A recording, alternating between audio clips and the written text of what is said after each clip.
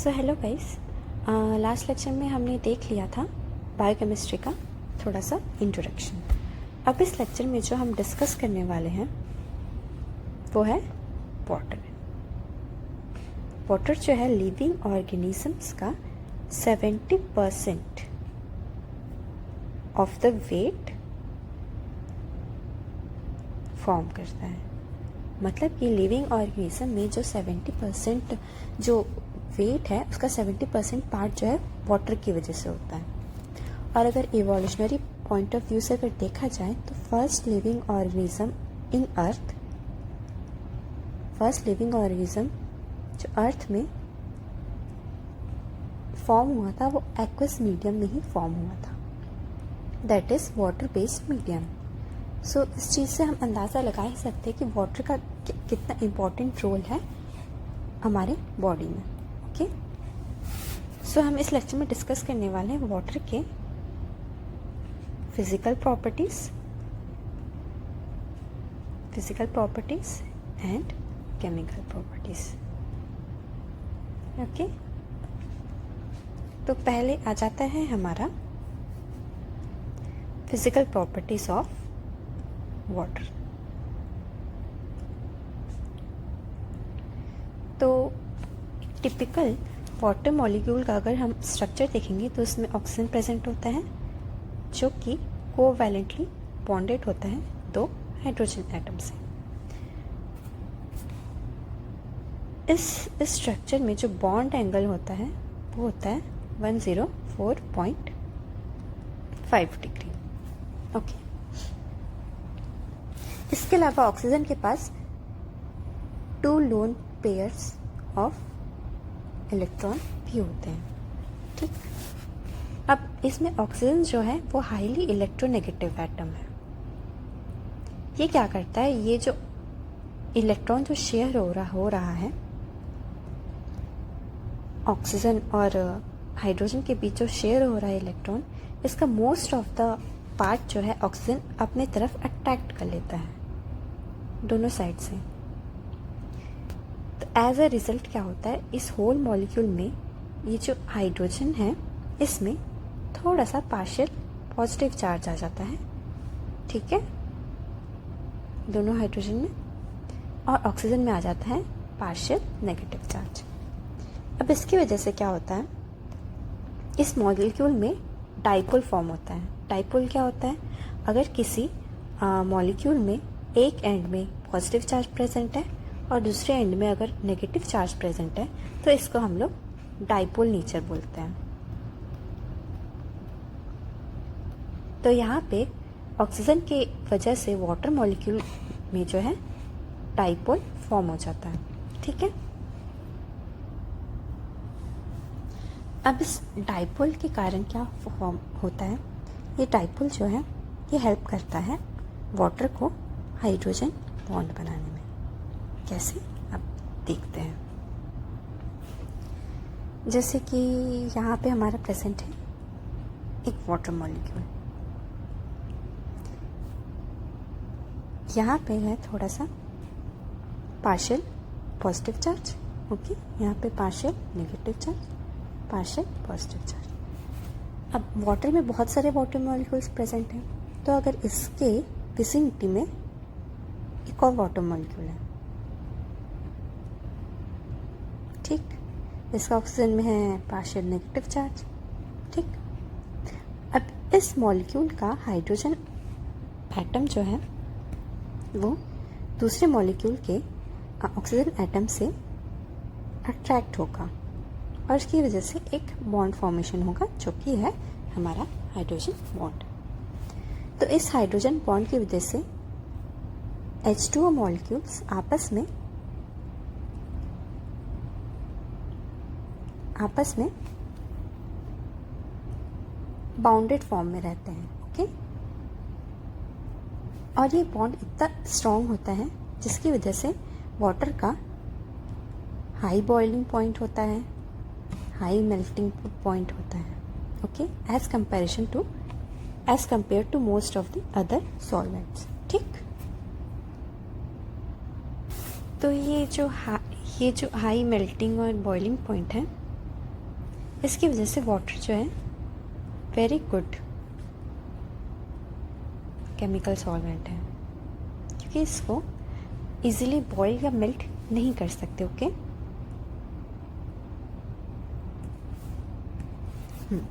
तो अब water molecule जो है डाइपोल इन नेचर है, ठीक है, मतलब इसमें पोलैरिटी है।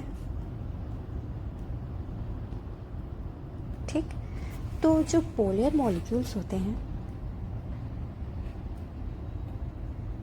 वो वाटर में इजीली डिसॉल्व हो जाते हैं। ओके, और जो नॉन पोलर मॉलिक्यूल हैं, जैसे कि एग्जाम्पल में बेंजीन, ये वाटर में इजीली डिसॉल्व नहीं हो पाते, डिसॉल्व्स इन वाटर। ठीक, अब नेक्स्ट चीज़ जो हम देखने वाले हैं वो है dielectric constant of water. Okay, suppose हमने कंटेनर लिया है, इसमें एक पॉजिटिव चार्ज प्रेजेंट है और एक नेगेटिव चार्ज प्रेजेंट है। ठीक, और इसके अलावा एक सॉल्वेंट प्रेजेंट है। ठीक, अब इस पॉजिटिव और नेगेटिव चार्ज के बीच जो फोर्स ऑफ अट्रैक्शन है उसको हम इस फॉर्मूला से डिनोट करेंगे, F equal to Q1 Q2 upon epsilon then R square. यहाँ पर जो F है वो फोर्स ऑफ आयनिक इंटरैक्शन है, Q1 and Q2 magnitude of charge है, charge of positive and negative. Okay, charges present here. ठीक, R है distance between the two charges,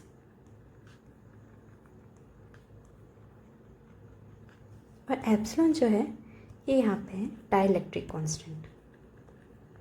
ठीक, जो फोर्स ऑफ इंटरेक्शन है वो डाइइलेक्ट्रिक कांस्टेंट के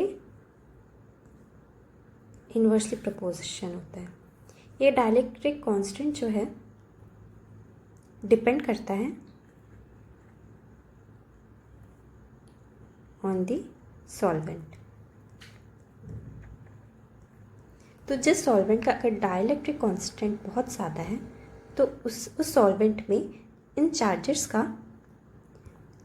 का force of interaction that is F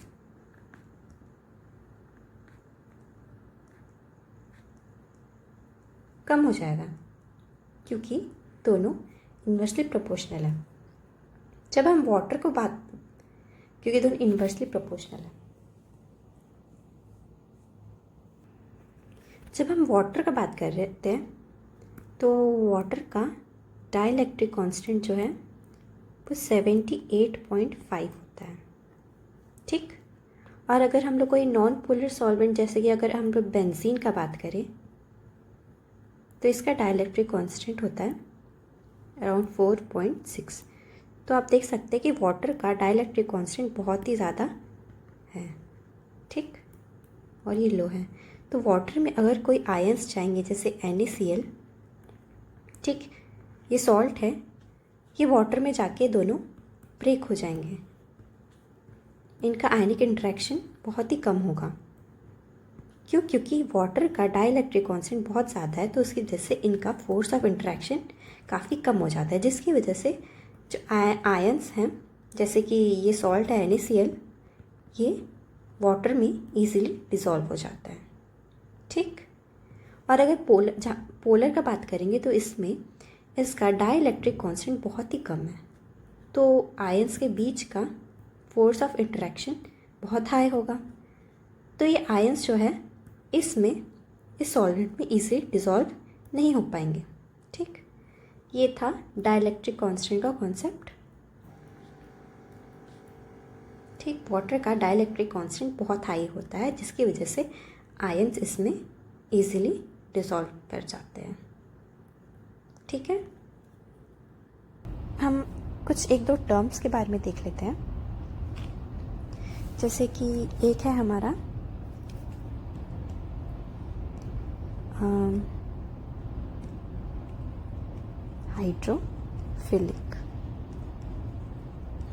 hydrophilic molecules. ये मॉलिक्यूल्स जो हैं ये वाटर लविंग मॉलिक्यूल्स हैं। ये वाटर में इजीली डिसॉल्व हो जाते हैं। ओके, जैसे कि पोलर। अब एक और आता है हाइड्रोफोबिक मॉलिक्यूल्स। ये वाटर रिपेल करते हैं, वाटर रिपेलिंग मॉलिक्यूल्स। इसमें आता है हमारा नॉन पोलर। अब ऐसे भी कुछ मॉलिक्यूल्स होते हैं जिसमें जो both polar and non polar activities show करते हैं। उसमें आता है हमारा एम्फीपैथिक मॉलिक्यूल्स। इसमें एक पार्ट हमारा, जैसे कोई एम्फीपैथिक मॉलिक्यूल है, इसका एक पार्ट जो है हाइड्रोफोबिक है और एक पार्ट है हाइड्रोफिलिक। ओके,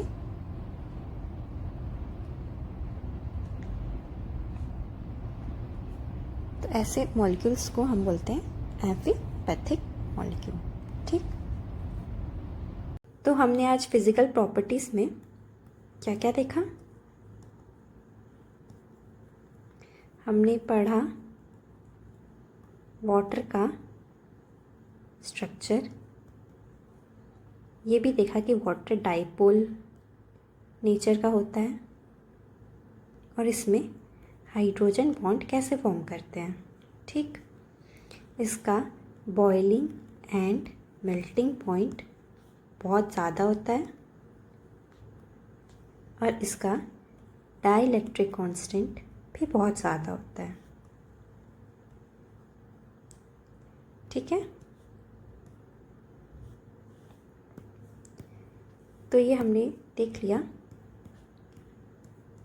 वाटर के फिजिकल प्रॉपर्टीज। ठीक, अब हम नेक्स्ट लेक्चर में पढ़ेंगे वाटर के केमिकल प्रॉपर्टीज। ठीक,